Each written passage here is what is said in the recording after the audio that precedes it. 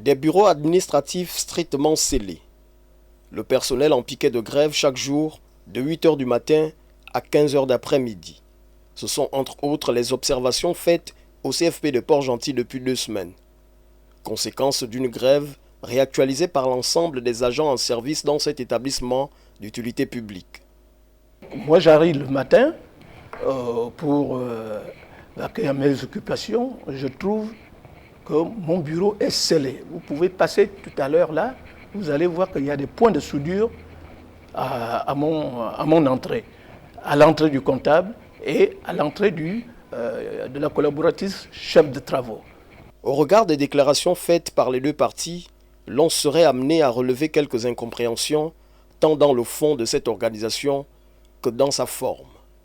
D'abord, il semble qu'une partie des revendications inscrites dans le cahier de charges des observateurs du mouvement aura trouvé satisfaction. Le deuxième point portait sur le paiement des vacations de l'examen CFP et du concours d'entrée dans les centres de formation. Ce point a été réglé. Maintenant, il reste le dernier point, toujours en ce qui concerne le paiement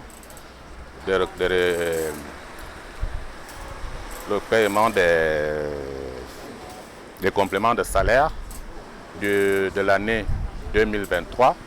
Nous avons perçu 6 mois. Il reste aussi 6 mois à payer.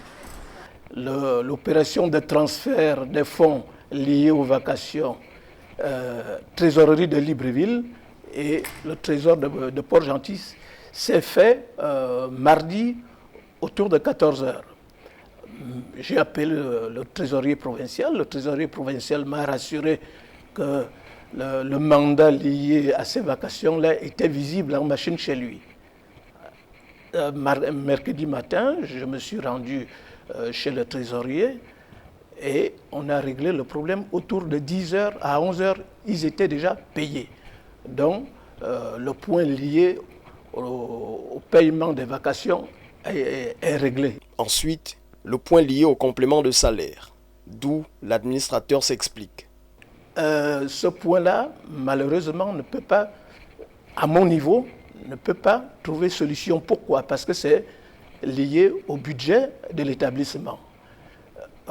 Pour 2023, j'ai déjà eu les 50% de mon budget. J'ai payé leurs 2 premiers trimestres. Il reste le 3e et le 4e trimestre à payer. Donc, sans budget, moi, je ne peux pas agir de façon rapide sur ce point-là. Enfin, le paiement des arriérés de salaire réclamé depuis 2014. Mais je les renvoie à la bonne lecture de la note de cadrage des compléments de salaire. Dans cette note de cadrage, il est dit ceci, que ne doivent percevoir ces compléments de salaire les enseignants formateurs ne bénéficiant pas de la PIF, parce que ça risque d'être un trop perçu pour eux. Les contractuels de l'État ne bénéficiant pas de la PIF, c'est eux qui doivent être éligibles.